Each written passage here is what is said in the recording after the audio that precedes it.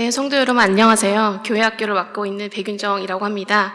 오늘 저희가 이미 각 부서에서 스피치 대회를 하였고 스피치 대회에서 수상한 아이들 각 부서에서 4명씩 총 16명의 아이들이 오늘 성도님들 앞에서 발표를 하게 됩니다. 먼저 말씀드리고 싶은 것은 사실은 각 부서에서 발표하는 것을 이제 교사들이 보았을 때 우열을 가리기 힘들 정도로 정말 훌륭한 스피치를 보여준 학생들이 정말 많았습니다. 그래서 혹시나 학부모님들 중에 우리 아이가 서지 못한 것에 대해서 큰 아쉬움이 없으셨으면 좋겠습니다. 정말 채점할 때 어려웠습니다. 그리고 오늘 이 발표를 들으시면서 우리 아이들이 교회 학교에서 이렇게 성장하고 있구나 이런 걸 좀 느끼실 수 있는 시간이었으면 좋겠고, 또 이 아이들을 보시면 또 중고등부 아이들 또 초등 1, 2부 아이들을 보시면 격려해 주시는 그런 시간이 되었으면 좋겠습니다. 먼저 순서는 어린아이들부터 했습니다. 초등 1부부터 시작해서 고등부까지 4명씩, 각 부서에서 4명씩 제가 중간에 끊지 않고 아이들이 계속 순서대로 올라올 것입니다. 그리고 첫 번째 발표한 학생이 제일 어린 학생이에요. 그래서 많이 떨릴 텐데 큰 박수로 맞이해 주시고요. 네, 첫 번째 학생 2학년 진주아 학생입니다. 큰 박수로 맞이해 주세요.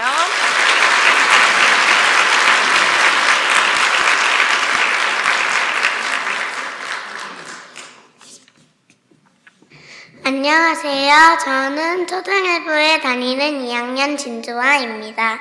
저는 형들을 용서한 요셉이라는 제목으로 발표하겠습니다. 이 주제를 선택한 이유는 가장 최근 말씀 시간에 배워서 기억이 잘 나기도 했고, 요셉이 형들 때문에 노예로 끌려왔을 때 놀라고 당황했을 텐데도 불구하고 자기가 맡은 일을 열심히 하는 모습이 대단하다고 생각했기 때문입니다. 요셉의 성경 말씀 중에서 가장 인상 깊었던 부분은 이집트의 왕 파라오가 요셉에게 꿈을 해석할 수 있냐고 물어봤을 때 요셉은 그 능력은 저에게 있는 것이 아니라 하나님이 해석하는 것입니다 라고 대답했습니다. 제가 이 부분을 킹제임스 성경 말씀으로 읽어보겠습니다. 파라오가 요셉에게 이르되 내가 한 꿈을 꾸었는데 그것을 해석할 수 있는 자가 없도다. 내가 너에 관하여 말을 들었는데 너는 꿈을 이해하여 해석할 수 있다 하더라 하매 요셉이 파라오에게 응답하여 이르되 그 일은 내 소관 안에 있지 아니하며 하나님께서 파라오에게 화평의 답을 주시리이다 하리라. 창세기 41장 15-16절 말씀. 아멘. 그리고 두 번째로 인상 깊었던 부분은 형들이 이집트로 음식을 구하러 왔을 때 요셉이 이미 청리가 되어 있었는데도 자기를 팔아넘긴 형들을 그냥 죽이지 않고 바로 용서해준 장면이었습니다. 그건 정말 힘든 일이라고 생각했습니다. 제가 동생 주한이랑 싸우고 있었는데 동생이 나에게 먼저 사과하라고 해서 저는 정말 먼저 사과하기 싫었지만 용기 내어 꾹 참고 먼저 사과해 본 적이 있습니다. 그랬더니 주한이도 사과하면서 마지막에 주한이와 하나님께 회개한 적이 있습니다.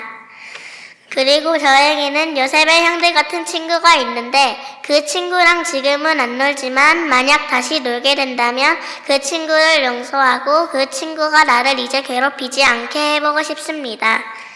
요셉의 이야기를 듣기 전에는 용서를 하고 싶어도 용기가 안 나서 못했었는데 요셉의 이야기를 들은 후에는 용서를 하면 하나님이 더 기뻐하신다는 것을 알고 용서를 하게 되었습니다. 이상으로 저의 형들을 용서한 요셉 발표를 마치겠습니다. 감사합니다. 안녕하세요. 저는 초등일부 2학년 박승현입니다. 제가 지금부터 할 이야기는 믿음의 헌물을 드린 아벨입니다. 아담과 이브의 자녀인 가인과 아벨 이야기 중에서 가인이 아벨을 왜 죽였을까에 대해 생각하게 되었고, 아벨이 인류의 첫 번째 대언자라는 이야기에 더욱 이 주제를 선택하게 되었습니다. 저는 처음에 가인이 열심히 농사를 지어서 헌물을 드렸기 때문에 더 칭찬을 받을 줄 알았는데 하나님께서 아벨의 헌물을 더 좋아하는 것을 보고 이상하게 생각했었습니다. 아벨이 드린 헌물은 양을 죽여서 피를 흘렸는데 어떻게 생명을 죽인 것을 더 좋아질 수 있을까 하고 말이에요. 하나님을 죽이는 것을 더 좋아하실까? 그런데 아담과 이브가 죄를 지었을 때 그 죄를 용서하신 하나님의 방법은 식물이 아닌 짐승을 죽여 그 가죽으로 몸을 가리는 것이었는데 그것은 아담과 이브의 방법이 아니라 하나님의 방법으로 죄를 덮어주셔야 했기 때문입니다. 가인과 아벨은 아담과 이브에게 교육을 받아 알고 있었음에도 불구하고 가인은 자신의 방법인 농사를 지은 것으로 헌물을 드린 반면에 아벨은 아담이 가르쳐준 하나님의 말씀을 지켜 첫 새끼 양과 기름을 드렸습니다. 저는 이 부분에서 어린 양의 피를 드린 아벨의 헌물을 하나님이 더 좋아하실 수밖에 없다는 것을 알게 되었습니다. 왜냐하면 모든 사람들의 죄를 구원하려고 오신 예수 그리스도께서 어린 양으로서 희생되어 피를 흘리심을 믿음으로 우리가 구원을 받는 것이고 그것이 하나님이 원하시는 것이기 때문입니다. 아벨이 하나님이 원하시는 방법을 따라 순종하였고 가인은 알면서도 하나님께 순종하지 않았던 것입니다. 순종은 내가 하나님을 믿는다는 것을 표현하는 최고의 방법이라고도 배웠습니다. 하나님을 믿는다면 그분이 하시는 말씀을 따르고 그렇게 행동해야 한다는 것입니다. 그것이 하나님을 믿는다는 증거이기 때문입니다. 그래서 앞으로는 나의 의지보다는 하나님을 알고 하나님 말씀에 순종하기 위해 노력하는 사랑침례 교회 어린이가 되어야겠다고 생각했습니다. 지금까지 제 이야기를 들어주셔서 감사합니다. 안녕하세요. 저는 초등일부 3학년 이혜성입니다. 여러분, 아브라함의 자손 이삭의 쌍둥이 아들인 야곱과 에서를 잘 아시지요? 저는 오늘 팥죽과 장자권이라는 제목으로 에서와 야곱의 선택을 통해 하나님께서 제게 주신 깨달음을 여러분과 나누려고 합니다. 첫째 아들인 에서는 능숙한 사냥꾼으로 들판의 사람이 되어 아버지 이삭의 사랑을 받았고 둘째인 야곱은 평지의 사람이 되어 장막에 거하며 어머니 리브가의 사랑을 받았는데요. 어느 날 사냥을 다녀오느라 몹시 지친 에서는 야곱에게 팥죽을 달라 했지만 야곱은 기회를 놓치지 않고 에서에게 맏아들의 권리인 장자권을 팔라고 하였습니다. 그러자 에서는 지금 바로 지쳐서 죽을 지경인데 장자권이 무슨 유익이 있겠느냐며 흔쾌히 야곱에게 맹세하고 장자권을 팔아버리고 말았지요. 저는 배고픈 형 에서에게 팥죽을 선뜻 내어주지 않은 야곱이 조금 실망스럽기도 했는데요. 그보다 깊이 생각해볼 사실은 배를 채우고 나면 없어져 버릴 팥죽을 위해 에서는 장자권을 쉽게 팔아버렸다는 것과 그에 반해 야곱은 장자권을 몹시 갖고 싶어했던 것입니다.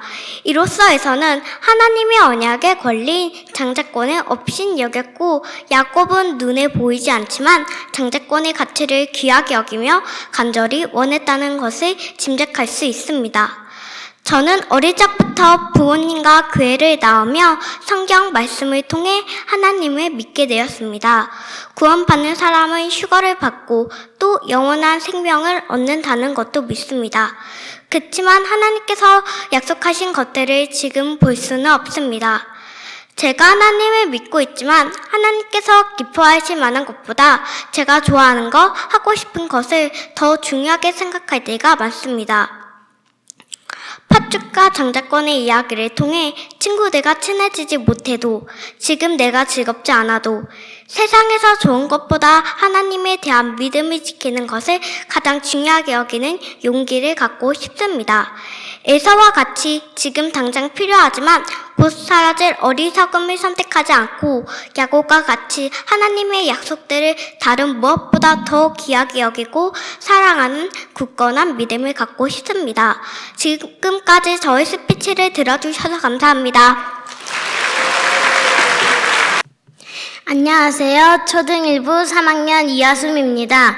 성경에는 훌륭한 사람이 많지만 힘든 상황에서도 항상 하나님만 의지하고 나아가는 요셉의 모습을 담고 싶어 하나님 앞에서 걸었던 요셉이라는 제목으로 이야기해 보겠습니다.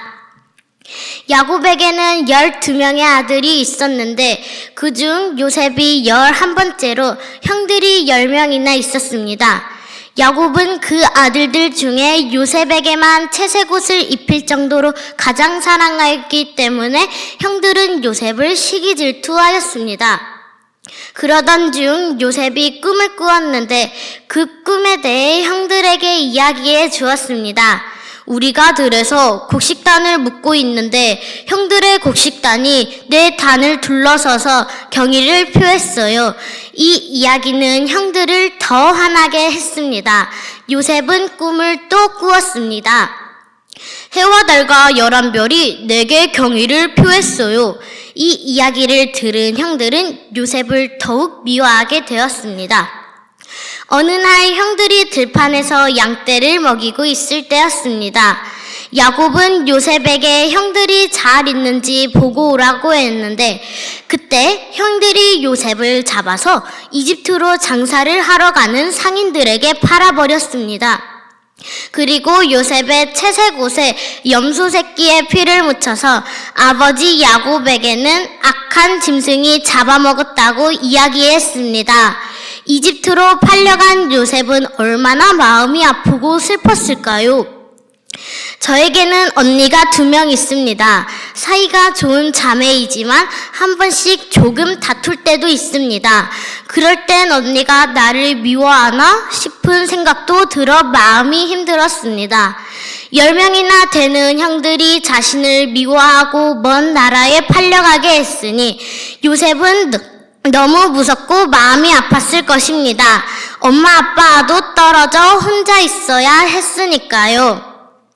언니들은 기숙사 학교에 가서 집에 없고 엄마 아빠도 일하러 가시면 저는 집에 혼자 있을 때가 많습니다.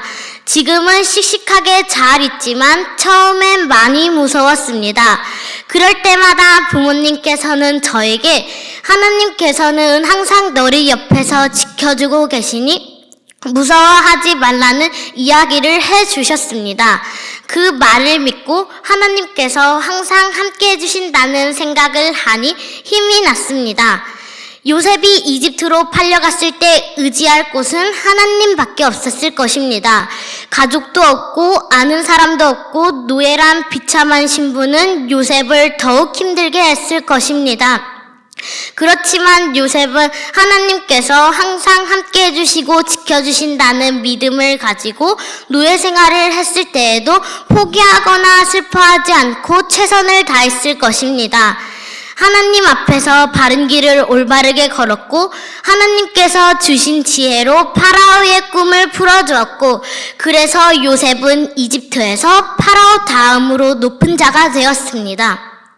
그리하여 지난날 자신을 먼 나라로 팔아버린 형들이 이집트로 양식을 구하러 왔을 때에도 요셉은 형들을 용서하고 따뜻하게 맞이하여 온 가족을 구원할 수 있었습니다. 힘들거나 무섭고 포기하고 싶은 일이 다가와도 요셉처럼 항상 하나님만 의지하고 인도하실 것을 믿으며 최선을 다해서 살아가는 이하솜이 되겠습니다. 지금까지 저의 스피치를 들어주셔서 감사합니다. 안녕하세요. 저는 주1학교 4학년 초등2부 4학년 박결희입니다. 발표를 시작하기 전 요즘 4학년 교실 안에서 벌어지는 이야기를 잠깐 하자면 친구들과 저는 수업 시간에도 떠들곤 합니다. 선생님께서는 조용히 하라고 하시지만 잘 듣지 않습니다. 그래서 선생님께서는 떠들려면 조용히 하시라고 하십니다. 말을 듣지 않는 아이들이 많다는 것입니다. 순종이라는 말이 순순히 잘 따름이라 했는데 요즘 아이들은 잘 순종하지 않습니다. 오늘 저는 사울의 불순종과 다윗의 믿음이라는 주제로 이야기하겠습니다. 이스라엘의 첫 번째 왕이 된 사울은 하나님에 대한 믿음이 없는 사람인 것 같습니다. 사울 왕은 하나님께서 아말렉 족속을 모두 전멸하라는 명령도 어기고 하나님께서 택한 자인 다윗을 질투하려 죽이려고 했고 무당을 통해 죽은 사무엘을 불러내는 불법을 저지르기도 했습니다. 저는 성경에서 가장 존경하고 좋아하는 인물이 다윗입니다. 왜냐하면 다윗의 진실한 마음과 용기 있는 행동 때문입니다. 다윗이 3m가 넘는 거대한 골리앗을 하나님의 전신갑주를 입고 싸울 때 하나님의 말씀을 무기로 사용해 승리할 수 있었습니다. 내가 만약 그때 다윗이었다면 그때 골리앗에게서 승리할 수 있었을까? 그 자리에서 아무것도 하지 못한 채 죽거나 큰 부상을 당했을 것입니다. 어학사전에서 순종이란 순순히 따름이라 쓰여 있습니다. 순종과 불순종의 차이는 너무너무 큽니다. 순종을 하면 하나님의 나라에서 영원한 축복과 행복을 누릴 수 있지만 불순종은 영원한 지옥밖에 없습니다. 사울 왕은 큰 죄를 짓고도 불순종하며 자신의 잘못을 인정하지 않았지만 반대로 다윗 왕은 그때그때마다 잘못을 모두 회개하며 하나님께 순종해서 새 사람이 되어 하나님 마음에 합한 자가 되었습니다. 저는 다윗을 존경합니다. 세상을 살아갈 때 저는 다윗의 용감함을 성경에서 배워 앞으로 세상을 살아갈 때 그때그때 솔직하고 하나님만 믿으며 의지하고 기도하며 살아가겠습니다. 저는 만약 하나님 나라에서 다윗을 만난다면 꼭 멋진 사인 한 장 받고 싶습니다. 이상입니다. 들어주셔서 감사합니다. 안녕하세요. 저는 초등 2부 5학년 서예린입니다. 제가 발표할 주제는 어떻게 해야 큰 자가 되고 으뜸이 되는가입니다. 죄인인 제가 예수님을 저의 유일하신 구원자로 믿고 다시 태어난 이후부터는 성화의 삶을 살아가야 합니다. 그 중에서 저는 어떻게 해야 큰 자가 되고 으뜸이 되는가에 대해 성경에서는 어떻게 말씀하고 있는지, 그리고 나의 일상생활에서 어떻게 적용해 나갈 것인지에 대해 말씀드리고자 합니다. 제가 구원을 받은 것은 저의 행위가 아닌 오직 하나님의 전적인 은혜로 받은 것이지만 그 이후 구원받은 성도들이 나중에 하늘에서 받게 될 상은 성경 말씀의 바른 지식을 가지고 제 안에 영원히 계시는 성령님의 도우심 안에서 신실한 믿음과 자기 절제로 하루하루를 어떻게 살아가는가에 의해 결정된다고 생각합니다. 우리는 성경 말씀을 통해서 으뜸이 되고 큰 자가 되려면 세상의 방법과 반대로 가장 작은 일에부터 신실하고 섬기는 종이 되어야 한다는 것을 알 수가 있습니다. 또한 자기를 낮추고 하나님을 높이는 자가 결국 높아지게 되는 것도 알 수 있습니다.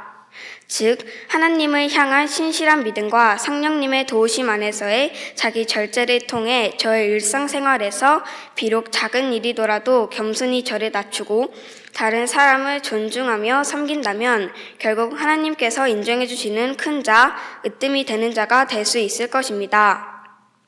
그리고 점점 선한 행위인 성령의 열매를 제 삶에서 맺어가게 되며 나중에 하늘의 상 또한 얻게 될 것입니다. 그 시작은 바로 저의 평소 생활에 가장 많은 시간을 차지하고 있는 집과 학교에서의 생활에서 시작되는 것이라고 생각합니다. 그러한 성화의 삶은 어느 순간 갑자기 만들어지는 것이 아니라 매일매일 진리의 말씀으로 제 마음을 새롭게 하고 집과 학교 등에서 신실한 믿음과 자기 절제의 일상생활을 꾸준히 해나갈 때 조금씩 예수님을 닮아가며 만들어지는 것이라 생각합니다. 얼마 전 있었던 올림픽에서 한 사격 선수는 최고의 선수가 되어 메달을 받은 후 그동안 사격 연습이 힘들고 아이가 보고 싶었으나 인내하며 사격 연습을 더욱 열심히 했다는 사격 선수의 인터뷰가 생각났습니다. 저는 그것을 보며 자기 절제와 노력의 위대함을 생각함과 동시에 하나님께서 저에게 주신 시간과 자유를 더 가치 있게 사용하지 않고 허투루 낭비한 시간이 많았음을 저에게 정말 많았음을 돌아보며 부끄러운 생각이 들었습니다. 이제는 매일 반복되는 저의 가정과 학교 등의 생활에서 어제 저보다 조금이라도 더 하나님의 자녀다운 생활, 하나님을 기쁘시게 해드리는 생활을 할 것입니다. 그리고 나의 구원자 되시며 아버지 되시는 하나님을 뜨겁게 사랑하며 하나님의 옳은 가치들을 추구하는 말과 행동을 해 나가겠습니다. 그래서 이제는 구원받은 하나님의 자녀에만 머무르는 어린 아이가 아니라 하루하루의 제 일상생활에서 하나님을 향한 신실한 믿음과 제 안에 계시는 성령님의 도우심 안에서 자기 절제를 통해 저를 낮추고 겸손하게 부모님과 친구들 그리고 제 주위의 사람들을 섬기려고 노력하여 하나님께서 인정해 주시는 자, 하나님께서 높여주시는 자가 되기를 원합니다. 또한 나중에 하늘의 상, 즉 썩지 아니할 왕관을 얻기 위해서라도 저에게 주어진 하루하루의 일상생활에서 더욱 애쓰고 노력해 가겠습니다. 저의 이야기를 들어주셔서 감사합니다. 안녕하세요. 저는 초등 2부 6학년 최태현입니다.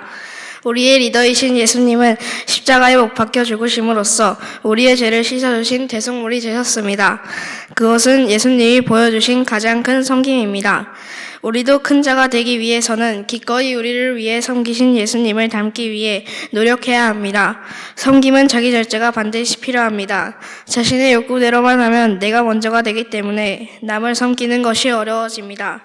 먼저 자기 절제란 무엇일까요? 바로 육체적인 욕구와 편안함, 즐거움만 추구하는 것을 참는 것입니다. 지금 우리들에겐 어떤 육체적 유혹들이 있을까요? 스마트폰을 자꾸 보고 싶은 욕구, 게임을 조금만 더 하고 싶은 욕구, 성경 독서는 뒤로 미루고 더 놀고 싶은 욕구, 아침에 조금 더 자고 싶은 욕구, 부모님께 순종하지 않고 반항하고 싶은 욕구 등 우리의 욕구는 매우 많습니다. 그럼 이런 욕구들은 어떻게 절제해야 할까요? 마태복음 20장 26절부터 28절을 보면 우리가 어떻게 해야 할지 예수님께서 말씀해주고 계십니다. 너희끼리는 그리하지 말지니 오히려 누구든지 너희 가운데서 크게 되려 하는 자는 너희를 섬기는 자가 되고 누구든지 너희 가운데서 으뜸이 되려 하는 자는 너희 종이 되어야 할지니라. 사람의 아들도 섬김을 받으러 오지 아니하고 도리어 섬기며 자기 생명을 많은 사람의 대속물로 주려고 왔느니라 하시니라. 여기서 크게 되려 하는 욕구, 으뜸이 되려 하는 욕구, 섬김을 받으려는 욕구는 모두 나를 높이는 욕구들입니다. 이런 욕구를 절제하고 나를 겸손하게 낮추는 것이 바로 예수님께서 우리에게 주신 가르침입니다. 이제 우리는 삶에서 이 가르침을 어떻게 실천해야 할까요? 저는 두 가지를 먼저 실천해 보려고 합니다. 첫째, 나를 위한 시간, 나에게 즐거운 시간인 게임하는 시간을 조금 더 절제하고 하나님과 교제하는 시간인 성경 읽는 시간을 하루에 한 번 따로 떼어놓고 그 시간을 반드시 지키려고 합니다. 둘째, 부모님의 흉기나 잔소리에 매번 반항하고 싶고 다 대응하고 싶은 욕구를 이제는 조금 더 참고 절제해 보려고 합니다. 이런 절제를 통한 순종이 부모님을 섬기는 가장 좋은 방법이라고 생각합니다. 이 두 가지가 저에겐 많이 어렵고 유혹이 많겠지만 꼭 노력하고 싶습니다. 이렇게 실천하는 자기 절제가 하나둘 늘어나고 훈련이 되다 보면 우리는 예수님을 닮아가며 지금보다 더 큰 사람이 될 수 있을 거라 생각합니다. 감사합니다. 안녕하세요. 저는 초등 2부 6학년 전아람입니다. 저는 오늘 우리의 으뜸이 되시는 예수님을 닮아가는 성도가 되자라는 주제로 발표를 하겠습니다. 마태복음 20장 25절에서 28절에는 예수님께서 2000년 전 유대 땅에서 큰 자, 으뜸이 되고자 하는 자가 어떻게 행동해야 하는지 자신의 제자들에게 직접 가르치신 내용이 있습니다.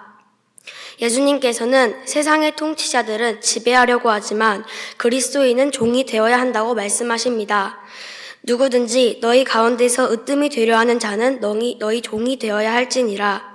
사람의 아들도 섬김을 받으러 오지 아니하고 도리어 섬기며 자기 생명을 많은 사람의 대속물로 주려고 왔느니라 하시니라.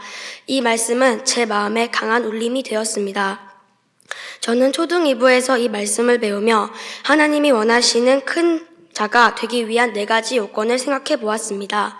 첫째, 사람을 창조하시고 세상 역사를 이끌어 가시는 하느님의 말씀과 명령들에 순종해야 합니다. 그러므로 성경 말씀을 가르쳐 주시는 목사님과 선생님들의 말씀에 순종해야 합니다. 둘째, 크고 으뜸인 자가 되려면 스스로 자신을 낮추어 겸손한 태도를 가져야 합니다. 예수님께서는 자신을 낮추는 자는 높아지고 자신을 높이는 자는 낮아진다고 말씀하셨습니다. 잠언 16장 18절에서 19절 말씀에 멸망에 앞서 교만이 나가며 넘어짐에 앞서 겁많은 영이 있느니라. 자신을 낮추는 자들과 함께 겸손한 영을 갖는 것이 교만한 자들과 더불어 노량물을 나누는 것보다 나으니라 라고 말씀하셨습니다. 교만은 곧 멸망이다 라는 두려운 말씀을 하신 것입니다. 셋째, 섬김을 받으려 하지 말고 오히려 더 베풀고 섬기려 해야 합니다. 우리의 왕이신 예수님께서도 섬김을 받으려 하지 않으시고 오히려 자신의 몸을 우리의 죄를 대신해 대속물로 내어주시기까지 크신 사랑으로 우리를 섬겨주셨습니다. 넷째, 세상의 으뜸인 자와 구분이 되려면 하나님께서 중요하게 생각하시는 겉과 속이 같은 진실한 사람이 되어야 합니다. 즉, 위선자가 되면 안 된다는 것입니다. 저는 성경 말씀을 통해 큰 자가 되려면 어떻게 해야 할지 배우며 큰 자, 으뜸인 자가 된다는 것이 얼마나 어려운 일인지 다시금 깨닫게 되었습니다. 순종, 겸손, 섬김, 그리고 진실의 말씀들을 마음에 새기면서 예수님을 닮아가는 삶을 살도록 노력하겠습니다. 이상으로 마치겠습니다. 경청해 주셔서 감사합니다. 안녕하세요. 중등부 1학년 이하랑입니다. 오늘 저는 사춘기라는 주제로 말씀을 드리려 하는데요. 혹시 북한이 남침을 하지 못하는 이유를 아시나요? 들어보신 적이 있겠지만 대한민국의 중2가 무서워서라고 합니다. 우스갯소리지만 그만큼 사춘기 시기가 그 누구도 다루기 힘든 존재라는 인식이 있습니다. 먼저 사춘기의 사전적 정의를 찾아보았습니다. 위키백과에 따르면 사춘기는 육체적, 정신적으로 어린이에서 성인이 되는 시기로 사람마다 다르지만 평균적으로 만 11세에서 13세 사이에 시작된다고 합니다. 이 시기에는 심리적으로 예민해지며 사소한 일에도 쉽게 짜증을 내거나 혼자 있고 싶어하는 등 자아가 형성되면서 부모와 마찰을 겪는 경우도 많다고 합니다.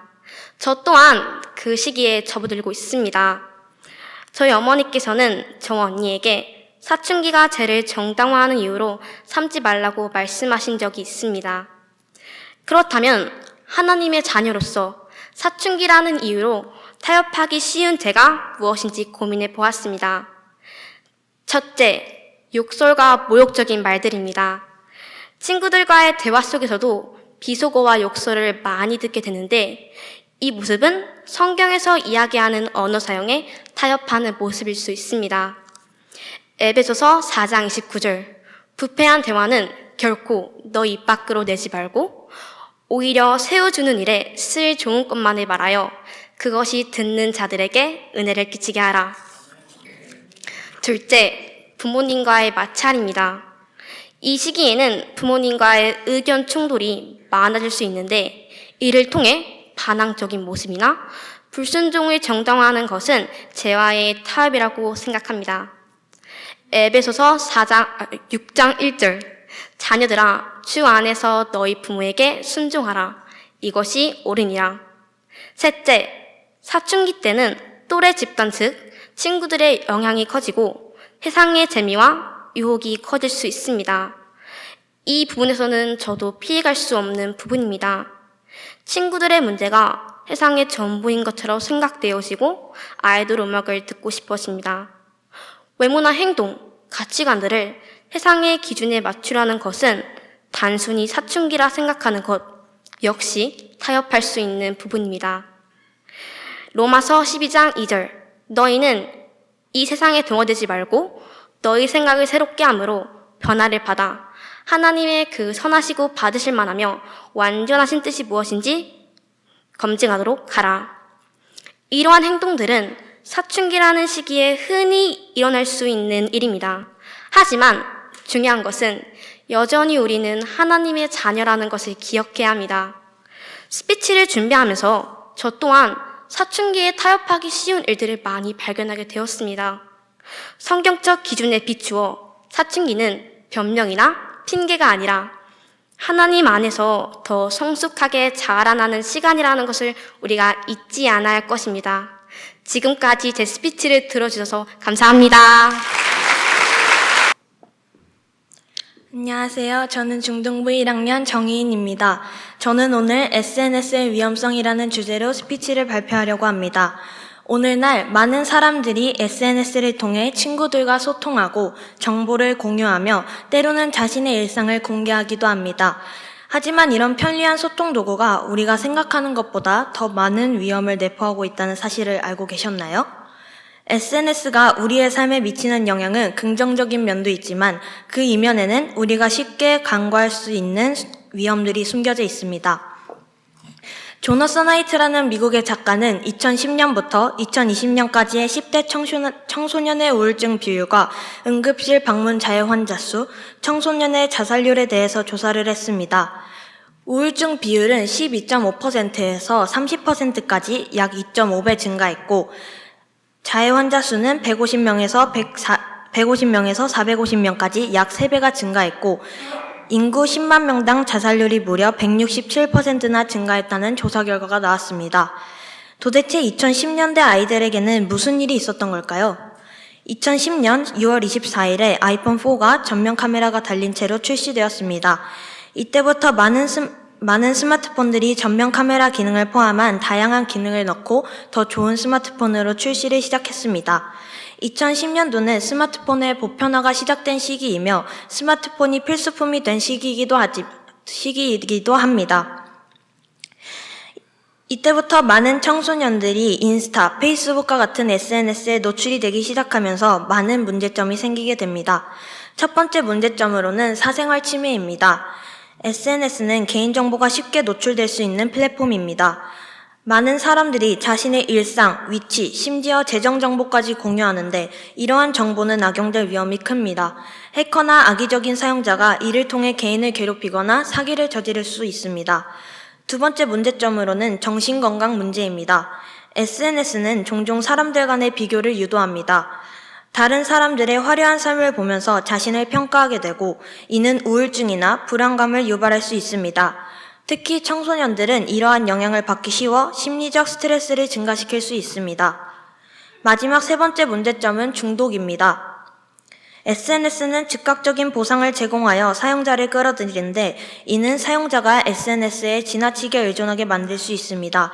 이러한 중독은 실제 사회적 관계를 악화시키고 생산성을 저하시킬 수 있습니다. 저도 스스로 SNS 통제를 잘 못하는 편이지만 오늘 스피치를 발표하기 위해서 조사한 결과들을 보니 이제부터라도 좋은 SNS 생활 습관을 가져야겠다 마음을 먹게 됩니다. 로마서 12장 2절에는 이런 말씀이 있습니다. 너희는 이 세상에 동화되지 말고 너희 생각을 새롭게 함으로 변화를 받아 하나님의 그 선하시고 받으실 만하며 완전하신 뜻이 무엇인지 검증하도록 하라. 이 말씀처럼 세상에 동화되지 말고 하나님의 선하시고 받으실 만하며 완전하신 뜻이 무엇인지 검증하며 사는 저와 여러분이 되면 좋겠습니다. 지금까지 저의 스피치를 들어주셔서 감사합니다. 안녕하십니까. 중등부 2학년 이혜진입니다. 저는 말씀을 통해 성경 그대로 이루어질 마지막 때의 역사, 재림과 휴거의 사실이 크리스천 청소년으로 살아가는 저에게 어떠한 방향을 제시하며 삶 속에서 제가 취해야 할 태도와 역할에 대해 잠시 생각한 부분들을 여러분께 나눠보려고 합니다. 대한민국엔 1000만 성도가 있다고 합니다. 그러나 그것도 구원의 여부와 상관없는 통계상의 수치에 불과하다고 하니 안타까운 현실이기도 합니다. 학교 생활을 하다 보면 교회에 다닌다는 친구들을 만나게 됩니다. 그마저도 기독교에 대한 불편한 시선이 형성되어 굳이 스스로가 먼저 드러내진 않습니다. 올해 초 제가 전학을 하고서 자연스럽게 마음이 통하고 가까워진 친구가 있습니다. 한참을 지나 그 친구가 교회에 다니고 있다는 걸 알게 되었습니다. 크리스천이라는 사실을 서로가 인지하고 있을 뿐 특별한 변화는 없고 다만 생각과 결이 비슷한 점에 안심하며 즐거운 관계를 유지해 왔습니다. 그런데 점차 서로 간의 친밀함을 느낄수록 문득 그 친구가 구원의 확신이 있는지 또 휴거에 대한 소망이 있는지 가끔 궁금해지기도 합니다.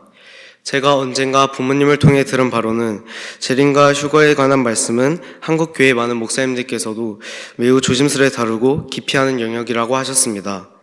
덕분에 부모님께서도 제가 태어나기 전 사랑침례 교회에 와서야 설교 말씀을 통해 휴거의 소망을 바라보는 온전한 신약 성도가 되었다고 하셨습니다. 이러한 현실을 비추어 볼 때 많은 크리스천들이 휴거와 재림에 대한 지식과 믿음이 부족할 수밖에 없다는 결론에 이르고 저와 제 친구처럼 아무리 친밀해도 각자의 신념과 소망을 나누지 못한다면 서로에게 위로가 되고 힘이 되는 친구로서 한계가 있을 수밖에 없다는 생각을 하게 되었습니다. 저는 유대인들의 결혼 풍습에 비유되어 우리가 예수님의 신부가 되는 사실이 매우 인상 깊게 남아 있습니다. 정혼이 하나님의 새 상속 언약이며 신부는 신약 교회인 우리이고 신부를 데리러 오실 때가 비로소 공중강림하시는 휴거가 일어난다는 것은 매우 흥미롭습니다. 이러한 놀라운 사건이 우리에게 일어나기 전 그때가 임박했음을 알리는 징조들이 나타날 것이라고 말씀하십니다. 급변하는 세상의 흐름과 문화는 요즘 제 또래의 청소년들에겐 큰 문제가 되지 않습니다. 그것이 옳던 그르던 만연해 있는 세상 문화는 청소년들에게 별 경각심 없이 흡수됩니다. 부모님은 늘 성경적인 삶의 방향을 강조하시며 세상을 경계하고 제게 이런저런 주의와 당부를 하십니다. 그런데 제가 마주하는 현실은 어쩌면 부모님의 보호가 미치지 못하는 부분에서 고스란히 노출되고 제 스스로가 판단하고 결정해야 할 때가 있습니다. 저와 같은 청소년기에는 또래 집단에서 어울림이 학교 생활에서 참 중요한 요소가 됩니다. 선한 영향력이라는 말이 있지만 스스로가 크게 고민해 본 적은 없습니다. 그렇지만 때론 지나친 비성경적인 사고와 가치관을 보며 저의 역할에 대해 마음의 부담이 생기기도 합니다. 먼저는 저의 믿음을 자연스럽게 일상에서 드러내는 것, 그리고 최소한 주변 크리스천 친구들에게 제가 믿고 확신하는 휴거의 소망과 다시 오실 예수 그리스도의 재림에 관한 사실을 함께 나누는 것입니다.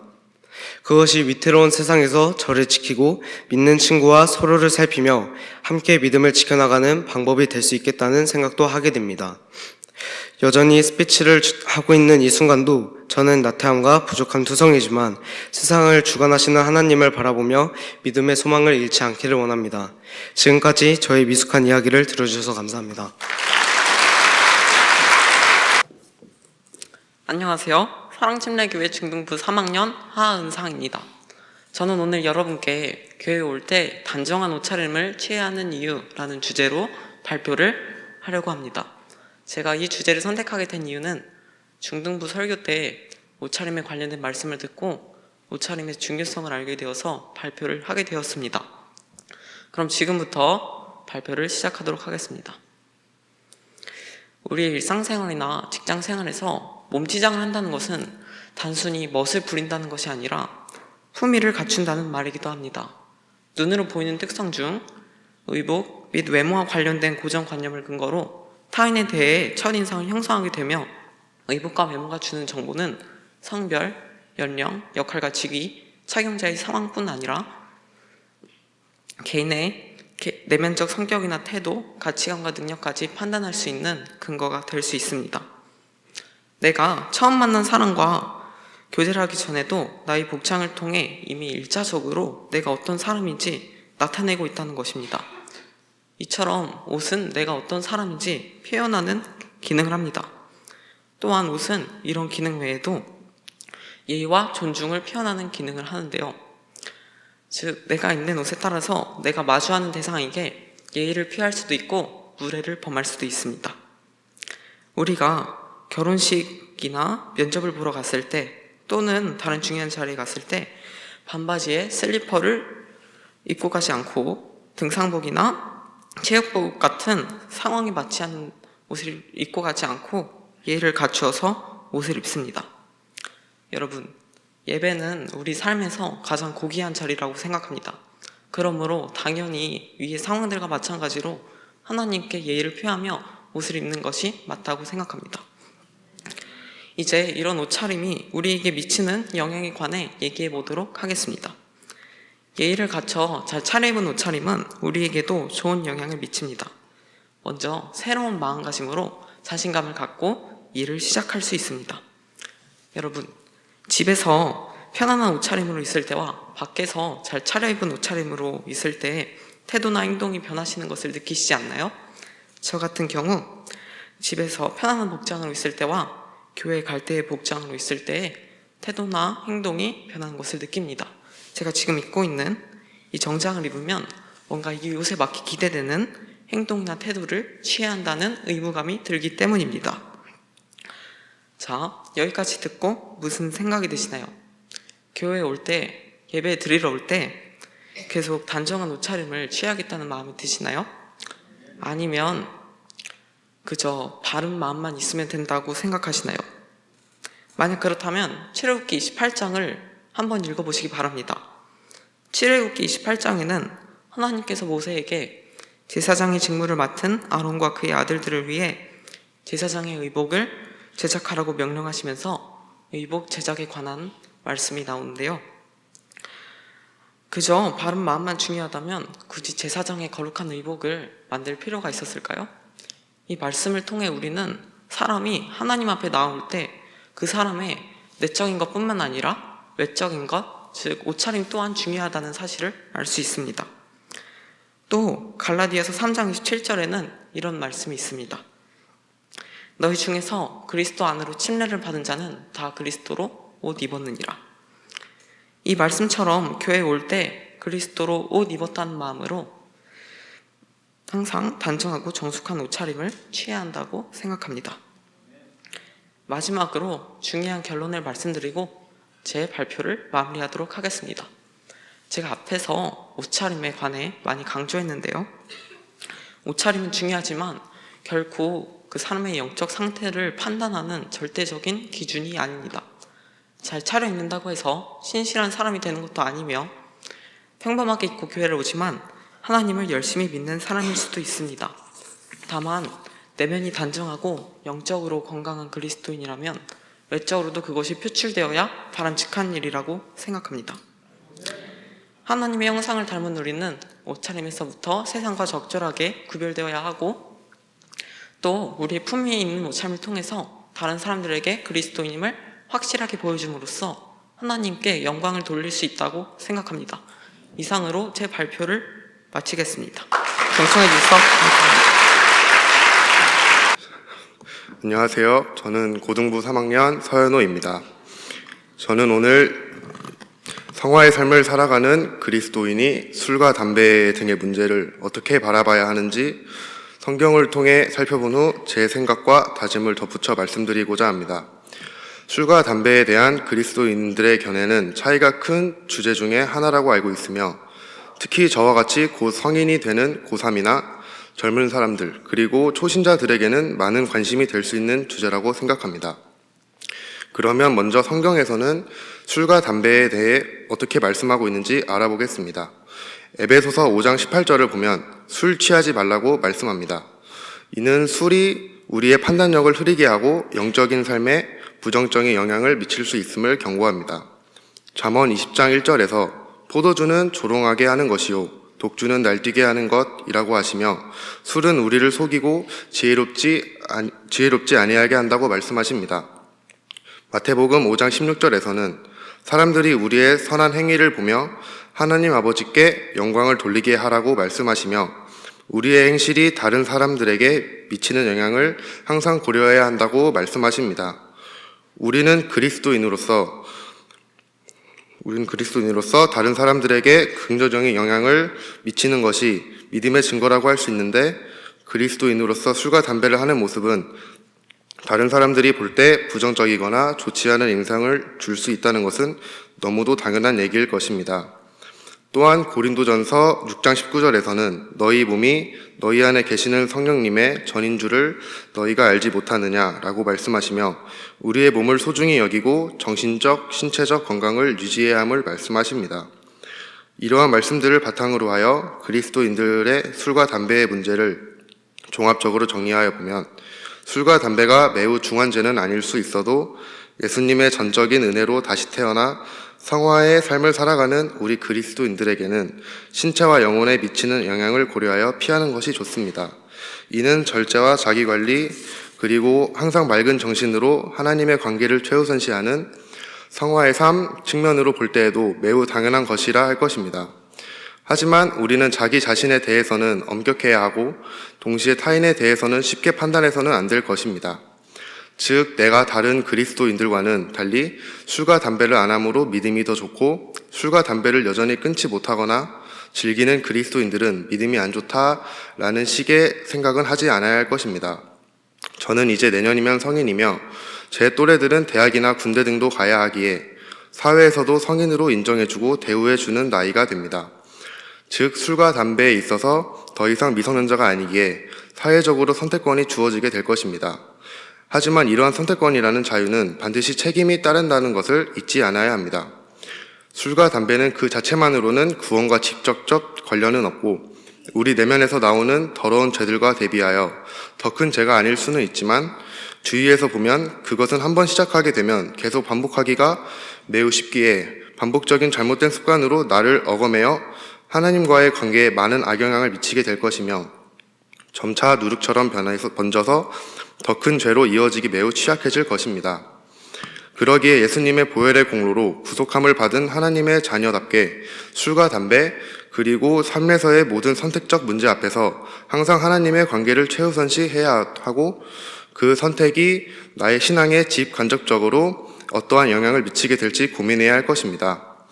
술과 담배는 구원받은 자 이후의 삶인 성화에 전혀 도움이 되지 않을 뿐더러 성령님께서 거하시는 성년인 나의 몸을 망가뜨리고 물질 관리에도 악영향을 미칩니다. 또한 믿지 않는 자들이나 믿는 자들 모두에게 하나님의 영광을 가리기 쉽고 전혀 유익이 되지 않으며 나 자신을 더 큰 죄의 유혹으로 빠지게 하는 통로가 될 것입니다. 끝으로 술과 담배의 문제와 관련하여 제 아버지께서는 저에게 이렇게 말씀하셨습니다.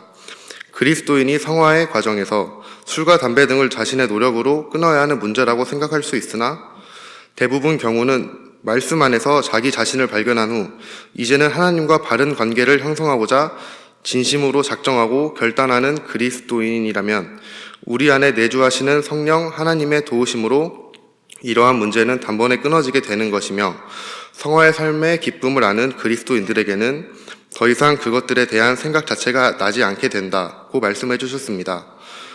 저는 아직 이 말이 모두 이해가 되는 것은 아니지만 하나님의 자녀답게 살기로 결단하며 늘 말씀으로 제 마음을 새롭게 하는 것이 가장 중요하다고 생각합니다. 이상 스피치를 마치겠습니다.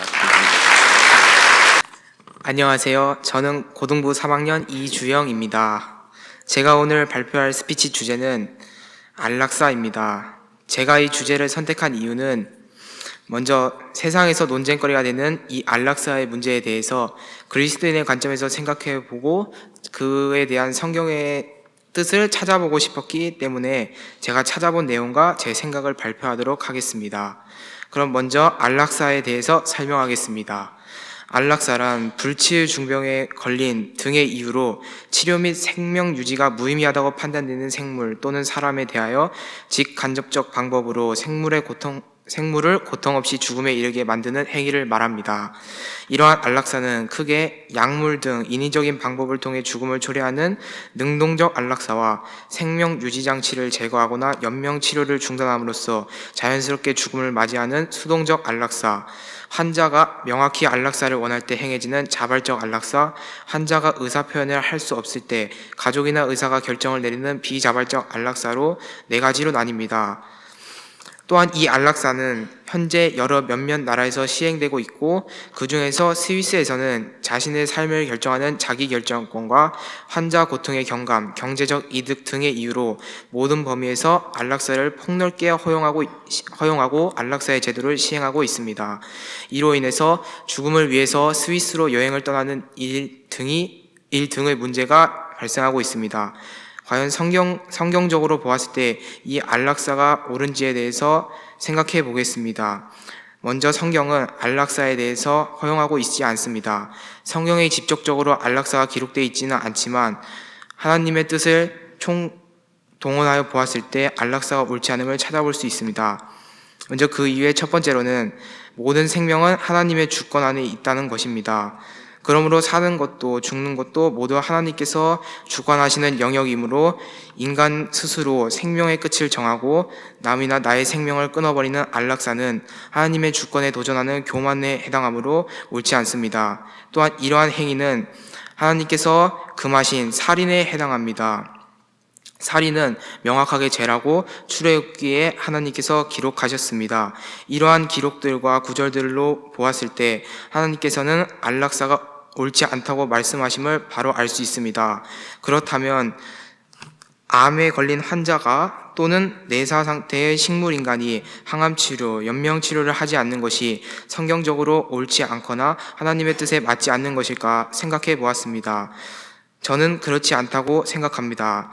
그리스도인도 암에 걸릴 수 있고 불의의 사고를 당해 식물인간이 될 수 있다고 생각합니다.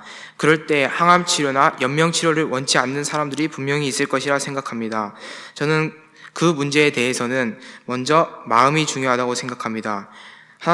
앞서 말했듯이 하나님께서는 모든 생명을 주관하십니다. 그 사실을 바로 알고 믿으며 나의 삶을 하나님에게 맡기고 선택하는 것이 큰 핵심이자 중요한 부분이라 생각합니다. 결국은 항암치료나 연명치료를 선택을 하든 하지 않든 하나님께 나의 삶을 맡기고 나의 남은 삶을 스스로의 역할을 다하면서 열심히 사는 것이 그리스도인이 가져야 할 올바른 중간이며 성경 기준으로 나누는 안락사의 올바른 기준이 되지 않을까 생각합니다. 끝으로 고린도전서 3장 16절 17절 말씀에 너희가 하나님의 성전인 것과 하나님의 영께서 너희 안에 거하시는 것을 너희가 알지 못하느냐. 누구든지 하나님의 성전을 더럽히면 하나님께서 그를 멸하시리니 하나님의 성전이 거룩하며 너희가 그 성전이기 때문이라. 말씀처럼 자신의 몸을 소중히 여기고 그 몸의 생명을 귀중히 생각하는 저희 그리스도인이 되면 좋을 것 같습니다. 지금까지 저의 스피치를 들어주셔서 감사합니다.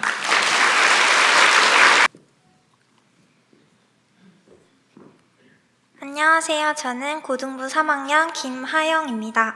발표를 시작하기에 앞서 저는 원래 채소를 잘 먹지 않았습니다. 몸에 좋다는 걸 알면서도 편식을 했던 것입니다.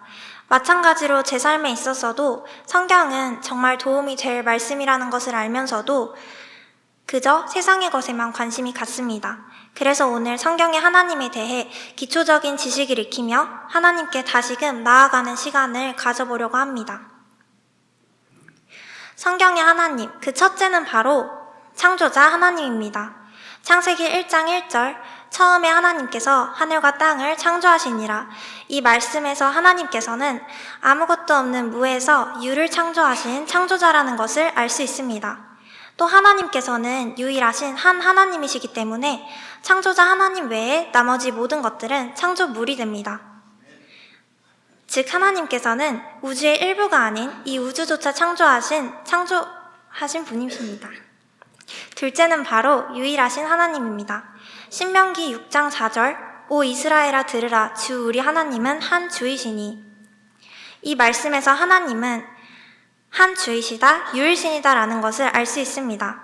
성부, 성자, 성령님은 한 하나님이시라는 것, 즉 삼위일체 하나님을 뜻하는 것입니다. 셋째는 바로 영원하신 하나님입니다. 영원이라는 것은 시간을 초월하여 존재하는 어떤 상태가 끝없이 이어지는 것입니다. 첫째로 말씀드린 창조자 하나님께선 우주조차 창조하신 분이라고 했는데요. 출애굽기 3장 14절 말씀을 보면 하나님께서 모세에게 나는 곧 스스로 있는 자니라고 하십니다. 세상에 있는 모든 것들, 우주조차 처음이 있고 시작이 있지만 하나님께서는 원래부터 스스로 있으신 분이자 처음이 없는 절대적인 분이라는 것을 알 수 있습니다. 마지막으로는 초월자 하나님입니다. 계시록 1장 8절 나는 알파와 오메가요 시작과 끝 마침이라. 지금도 있고 전에도 있었고 앞으로 올 주 곧 전능자가 말하노라. 이 말씀을 보면 하나님께선 전지전능하신 분이심을 알 수 있습니다. 이것은 곧 하나님의 초월성을 나타냅니다. 우리는 모두 교회에 있으면서 동시에 집에 있을 수 없지만 하나님은 영이시기에 물질 세계를 초월하여 계신다는 것입니다. 지금까지 성경의 하나님에 대해 4가지, 창조자 하나님, 유일하신 하나님, 영원하신 하나님, 초월자 하나님으로 나누어 알아보았습니다. PPT 장면이 넘어갈 때마다 제가 편식하던 채소들이 하나둘씩 사라져가는 것을 보신 분이 계실까요? 저는 오늘 스피치를 준비하면서 몸에 좋은 채소들을 편식하지 않듯이 앞으로는 제 인생의 중심이 되어야 할 성경 말씀을 많이 읽고 공부해야겠다고 다짐했습니다. 이상 발표를 마치겠습니다. 감사합니다. 안녕하세요. 저는 고등부 2학년 이하원입니다. 오늘 저는 반려견에 대한 그리스도인의 관점이라는 주제로 말씀을 드려보려고 합니다. 스피치를 준비하며 많은 주제로 고민을 하던 중 어느 날 세례받는 강아지에 대한 이야기를 듣고 깊은 충격을 받았습니다. 그래서 그리스도인으로서 우리는 반려견을 어떤 관점으로 바라봐야 하는지 진지하게 고민하게 되었습니다.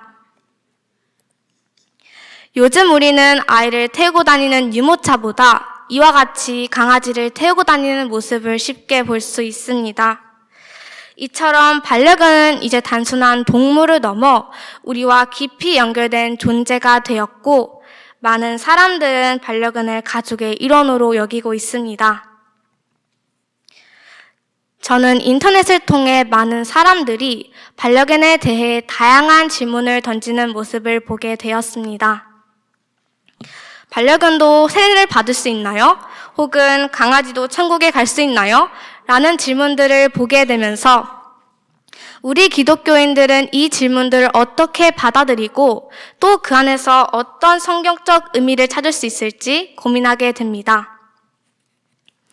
먼저 세례받는 강아지에 대한 그리스도인의 관점은 무엇일까요? 실제로 이와 같이 해외 일부 성당에서는 매년 10월에 프란치스코의 날을 맞아 반려견에게 세례를 주는 행사를 진행한다고 합니다. 이를 펫 블레싱이라고 부르며 우리나라의 일부 성당에서도 반려견에게 세례를 주기도 한다고 합니다. 하지만 성경적으로 볼 때 침례의 의미는 구원을 받은 성도가 하나님과 성도들 앞에서 공적으로 고백하는 의식입니다. 전도서 3장 21절 위로 올라가는 사람의 영과 땅으로 내려가는 짐승의 영을 누가 알리요? 이 구절이 의미하듯이 짐승의 영은 죽어서 소멸되고 맙니다. 그러므로 짐승은 영을 가졌으나 하나님의 구원 계획과는 관계없이 죽으면 그 영이 땅으로 내려갑니다. 이것을 통해 하나님의 구원 계획은 사람에게만 주어진 것이므로 반려견에게 세례를 주는 것은 성경적으로 볼 때 옳지 않은 일이라고 할 수 있습니다.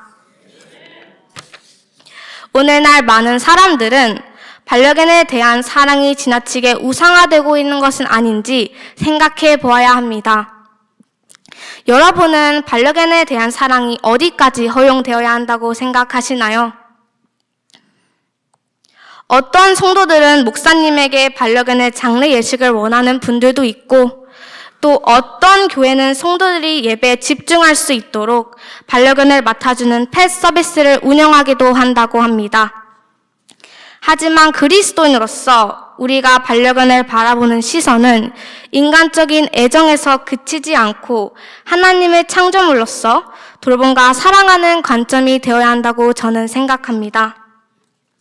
혹시 반려견을 키우고 계신다면 하나님의 시선으로 그 존재를 바라보는 것은 어떨까요? 우리에게 맡겨진 모든 생명에 대한 사랑과 돌봄의 책임을 생각하며 반려견을 하나님의 관점에서 다시 한번 바라보는 기회가 되길 바랍니다. 지금까지 제 스피치를 들어주셔서 감사합니다.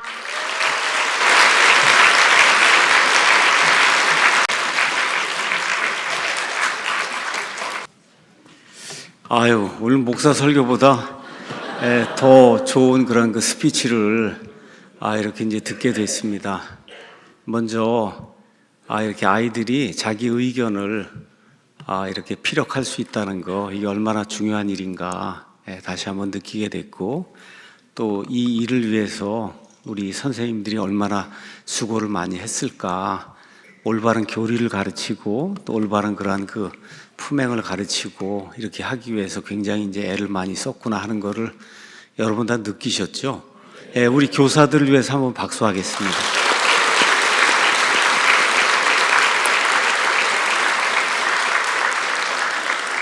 제가 요 근래에 이렇게 들어보니까 아이들 때문에 우리 교회 오시는 분들이 이제 많이 늘어나고 있다, 이런 얘기를 들었어요.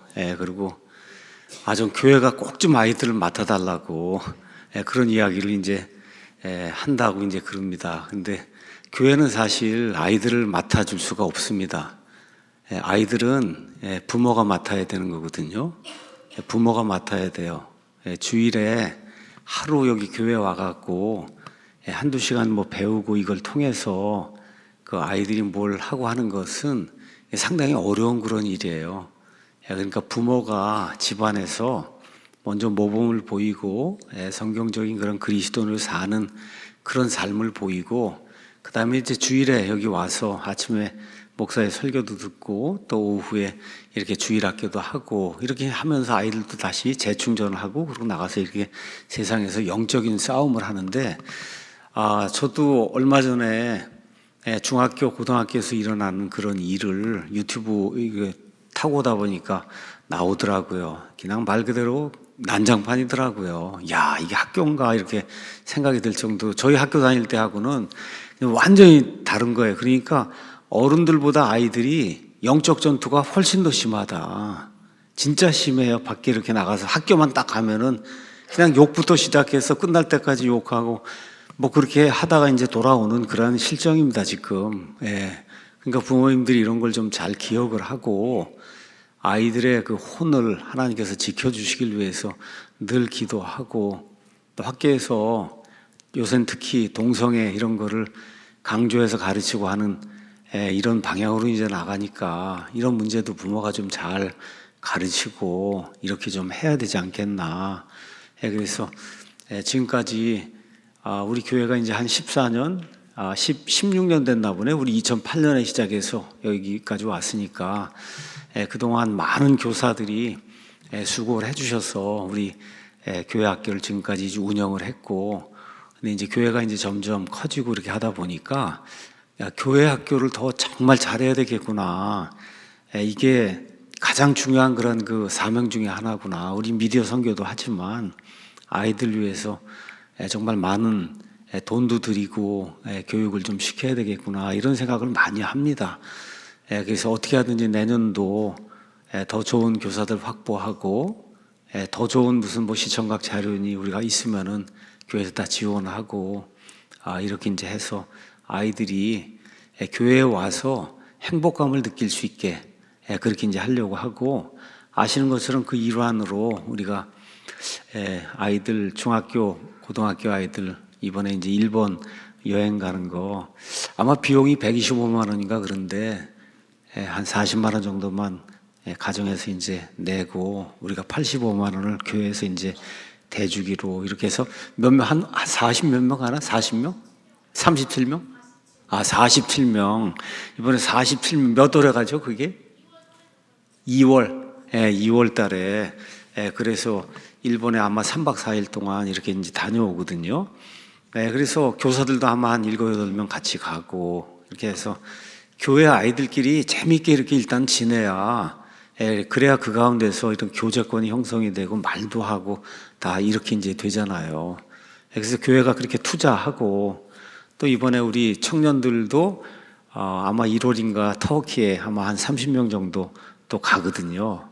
그것도 저희가 아마 한 150만 원씩 이렇게 아마 지원할 거예요. 한 250만 원이 얼마 드는데 100만 원만 내고 나머지는 다 교회에서 이렇게 지원하고, 그래서 가서 이 청년들끼리 정말 재미있게 한 형제 자매가 됐다 해서 마음껏 이렇게 교제할 수 있는 그런 시간, 그다음에 공간을 이렇게 마련해 주는 겁니다, 이게.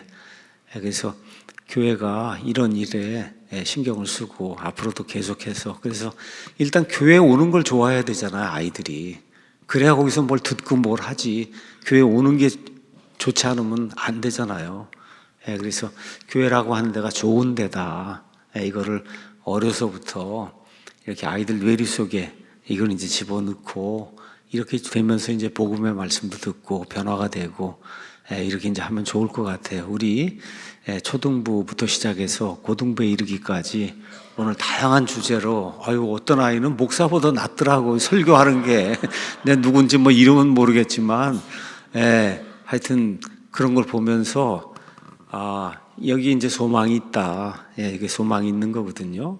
그래서, 우리 어른들도 한번 스피치를 한번 해야 되겠어. 제가 가만 보니까, 어른들, 스피치를 한번 해서 좀 의견도 피력하고, 이렇게 이제 하면 좋을 것 같아요. 오늘, 이 모든 것 준비해 주신 백윤정 자매님을 비롯해서 교회 학교 모든 교사들에게 이렇게 감사를 드리고, 또 오후 늦게까지 이렇게 남으셔서 함께 해주신 우리 성도님들에게 정말 감사를 드립니다. 하나님께 영광이 되는 그런 시간이 되었던 것 같습니다. 제가 기도하고 그러고 마치겠습니다.